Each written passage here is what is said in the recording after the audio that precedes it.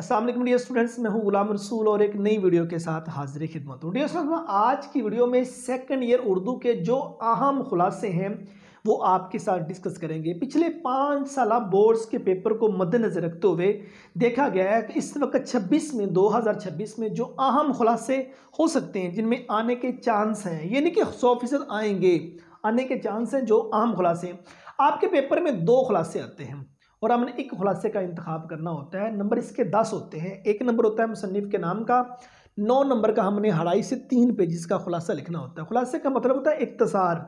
हमने सबक का तीसरा हिस्सा लिखना होता है। बहुत स्टूडेंट यहाँ कंफ्यूज हो, सर तीसरा हिस्सा कितना बनेगा, ये वो, तो इसलिए हम लोग ये बता देते होते हैं कि बेटे आपने 2.5 से 3 पेजेस लिखने की कोशिश करनी। सबक के खुलासे के अंदर कहीं भी कोटेशन नहीं दी जाती, सबक के खुलासे के अंदर कहीं भी हेडिंग नहीं दी जाती।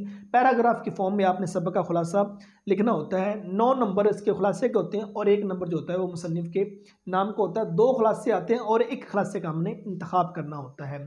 अब उस हवाले से जो अहम खुलासे हैं, सबसे पहले नवाब मोहसिनुल मुल्क अकबरी की हमाकतें, पहली फत, दस्तक, हवाई और कुर्तबा का काजी, ये 6 अहम खुलासे हैं।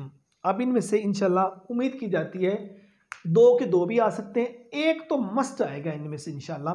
ठीक है, ये पिछले बोर्ड्स के पेपर को मद्देनजर रखते हुए ये देखा गया है। तो ये वाले खुलासे डियर स्टूडेंट्स आप अच्छी तरह से याद कर लीजिएगा। उम्मीद करता हूँ कि आज की वीडियो जिसमें हमने जो असबाक के अहम खुलासे थे उस हवाले से बात की, ये वीडियो आप स्टूडेंट को अच्छी लगी होगी। नेक्स्ट वीडियो में मिलते हैं। अपना बहुत सारा ख्याल रखिएगा। फी अमानिल्लाह।